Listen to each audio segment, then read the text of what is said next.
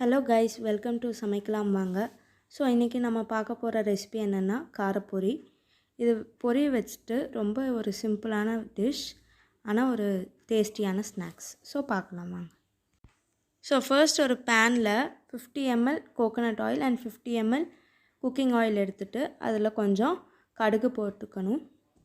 கடுகு சூடாய் தெறிக்கிற வரைக்கும் வெயிட் பண்ணிட்டு இதுல வந்து ஒரு கொத்து கருவேப்பிலையும் மோர்மிளகாயும் போட்டு நெக்ஸ்ட் அதில் cashew nuts போட்டு கோல்டன் ப்ரௌன் ஆகிற வரைக்கும் ரோஸ்ட் பண்ணுங்க.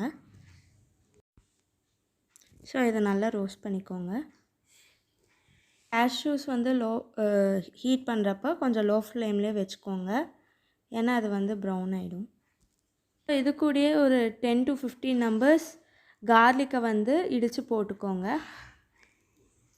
நெக்ஸ்ட் இதில் வந்து பொட்டுக்கடலையும் அது கூடயே வறுத்த நிலக்கடலையும் போட்டு நல்லா ஃப்ரை பண்ணிக்கோங்க. ஸோ நல்லா அந்த ஆயிலெல்லாம் நல்லா கோட் ஆகிற மாதிரி ரோஸ்ட் பண்ணிக்கோங்க. ஸோ இது கூட ஒரு ஸ்பூன் சீரகம் மிளகு அதை வந்து தட்டி போட்டுக்கோங்க. கூட மஞ்சத்தூள் மிளகாத்தூள் உப்பு பெருங்காயம் போட்டு எல்லாத்தையும் ஒட்டுக்கா போட்டு மிக்ஸ் பண்ணிக்கோங்க.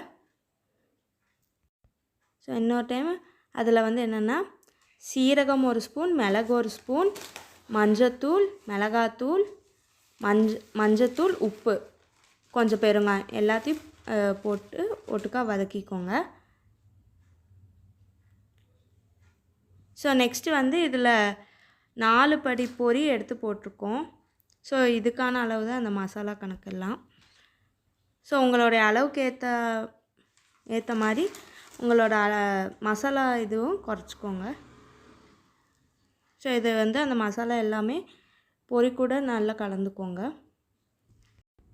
ஸோ அந்த பொரியை போட்டு கலக்கிறப்ப சிம்மிலே வச்சு கலக்கிக்கோங்க. ஸோ அந்த பொரி வந்து ஃபுல்லாக மசாலா கூட மிக்ஸ் ஆகணும்.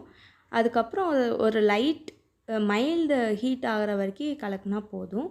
ஸோ அது மிக்ஸ் ஆகிற வரைக்கும் நம்ம இப்போ கலக்கிக்கிறோம்.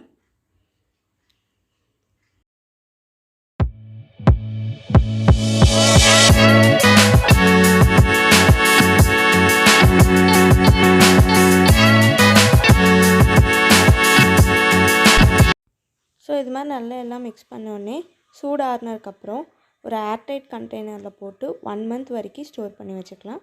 ஸோ அவ்வளோதான் காரப்பொரி ரெடி. தேங்க்யூ ஃபார் வாட்சிங்.